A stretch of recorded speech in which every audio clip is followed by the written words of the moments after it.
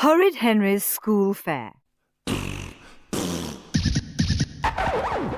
Henry, Peter, I need your donations to the school fair now. Mum was in a bad mood. She was helping Moody Margaret's mum organise the fair and had been nagging Henry for ages to give away some of his old games and toys. Horrid Henry hated giving. He liked getting. Horrid Henry stood in his bedroom. Everything he owned was on the floor. "How about giving away those bricks?" said Mum. "You never play with them any more." "No!" said Henry. They were bound to come in useful some day. "Well, how about some soft toys? When was the last time you played with Spotty Dog?" "No!" said Horrid Henry. "He's mine!" Perfect Peter appeared in the doorway, dragging 2 enormous sacks. "Here's my contribution to the school fair, Mum," said Perfect Peter. Mum peeped inside the bags. "Are you sure you want to give away so many toys?" said Mum. "Yes," said Peter. "I'd like other children to have fun playing with them." "What a generous boy you are, Peter," she said, giving him a big hug. Henry scowled. Peter could give away all his toys for all Henry cared. Henry wanted to keep everything. Wait! How could he have forgotten? Henry reached under his bed and pulled out a large box hidden under a blanket. The box contained all the useless, horrible presents Henry had ever received. Packs of hankies, vests with ducks on them, a nature guide. Henry hated nature. Why would anyone want to waste their time looking at pictures of flowers and trees? And then, right at the bottom, was the worst present of all. A walkie-talkie, burpy-slurpy, teasy-weasy doll. He'd got it for Christmas from a great-aunt he'd never met. The card she'd written was still attached. "Dear Henrietta, I thought this doll would be perfect for a sweet little 2-year-old like you. Take good care of your new baby. Love, Great-Aunt Greta." Even worse, she'd sent Peter something brilliant. "Dear Pete, you must be a teenager by now and too old for toys, so here's £25. Don't spend it all on sweets. Love, Great-Aunt Greta." Henry had screamed and begged, but Peter got to keep the money and Henry was stuck with the doll. He was far too embarrassed to try to sell it, so the doll just lived hidden under his bed with all the other rotten gifts. "Take that," said Henry, giving the doll a kick. "Mama, Mama, Mama," burbled the doll. "Baby burp." "Not Great-Aunt Greta's present," said Mum. "Take it or leave it," said Henry. "You can have the rest as well."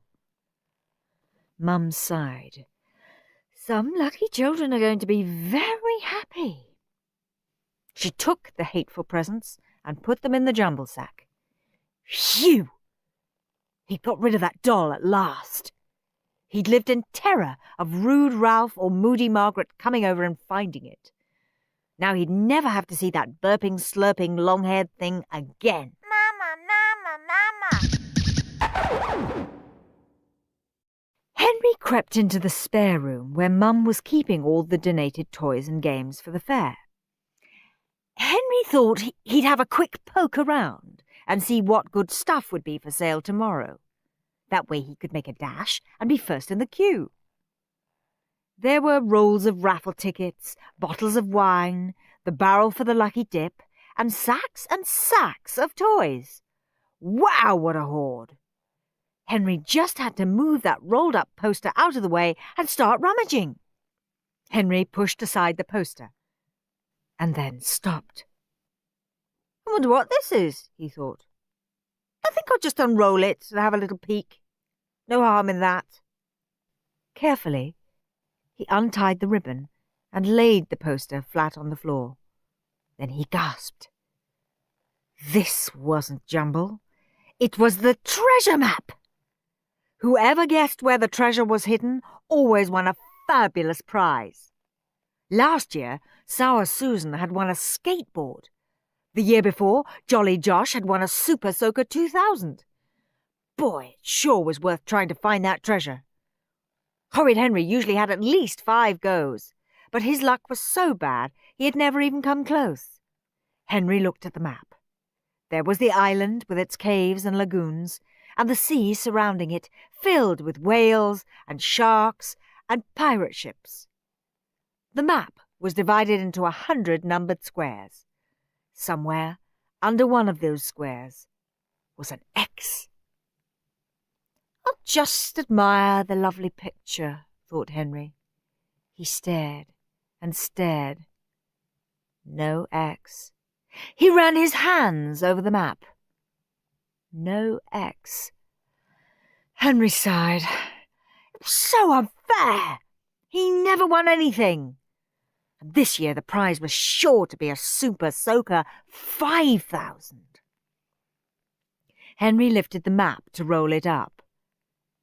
As he raised the thick paper to the light, a large, unmistakable X was suddenly visible beneath square 42. The treasure was just under the whale's eye. He had discovered the secret.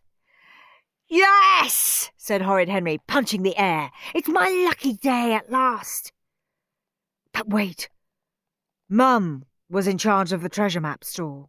If he was first in the queue and instantly bagged square 42, she was sure to be suspicious. So how could he let a few other children go first, but make sure none of them chose the right square?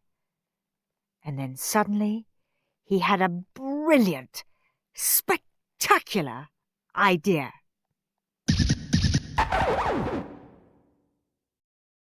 "Tra-la-la-la-la," trilled Horrid Henry, as he, Peter, Mum and Dad walked to the school fair.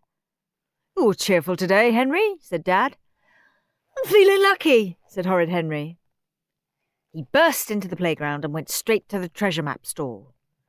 A large queue of eager children, keen to pay 20p for a chance to guess, had already formed. There was the mystery prize, a large, tempting Super Soaker-sized box. Whee! Rude Ralph was first in line. "Psst, Ralph," whispered Henry. "I know where X marks the spot. I'll tell you if you give me 50p. "Deal," said Ralph. 92, whispered Henry. "Thanks," said Ralph. He wrote his name in square 92 and walked off, whistling. Moody Margaret was next. "Psst, Margaret," whispered Henry. "I know where X marks the spot." "Where?" said Margaret. "Pay me 50p and I'll tell you," whispered Henry. "Why should I trust you?" said Margaret loudly. Henry shrugged. "Don't trust me then, I'll tell Susan," said Henry. Margaret gave Henry 50p. "2," whispered Horrid Henry. Margaret wrote her name in square 2 and skipped off. Henry told Lazy Linda the treasure square was 4. Henry told Dizzy Dave the treasure square was 100. Weepy William was told 22. Anxious Andrew was told 14. Then Henry thought it was time he bagged the winning square. He made sure none of the children he'd tricked were nearby, then pushed into the queue behind Beefy Bert. His pockets bulged with cash. "What number do you want, Bert?" asked Henry's mum. "I dunno," said Bert. "Hi, Mum," said Henry. "Here's my 20p. Now, where could that treasure be?" Horrid Henry pretended to study the map. "Think I'll try 37, he said. "No, wait, 84. Wait, I'm still deciding." "Hurry up, Henry," said Mum. "Other children want to have a go." "OK, 42, said Henry. Mum looked at him. Henry smiled at her and wrote his name in the square. Then he sauntered off. He could feel that Super Soaker in his hands already. Wouldn't it be fun to spray the teachers? Horrid Henry had a fabulous day. He threw wet sponges at Miss Battleaxe in the Biffa teacher stall. He joined in his class square dance. He got a marble in the lucky dip. Henry didn't even scream when Perfect Peter won a box of notelets in the raffle, and Henry didn't win anything, despite spending £3 on tickets. "Time to find the winner of the treasure map competition," boomed a voice over the playground. Everyone stampeded to the stall. Suddenly, Henry had a terrible thought. What if Mum had switched the X to a different spot at the last minute? He couldn't bear it. He absolutely couldn't bear it. He had to have that Super Soaker. "And the winning number is—" Mum lifted up the treasure map. 42. The winner is Henry. "Yes!" screamed Henry. "What?" screamed Rude Ralph, Moody Margaret, Lazy Linda, Weepy William, and Anxious Andrew. "Here's your prize, Henry," said Mum. She handed Henry the enormous box. "Congratulations." She did not look very pleased. Eagerly, Henry tore off the wrapping paper. His prize was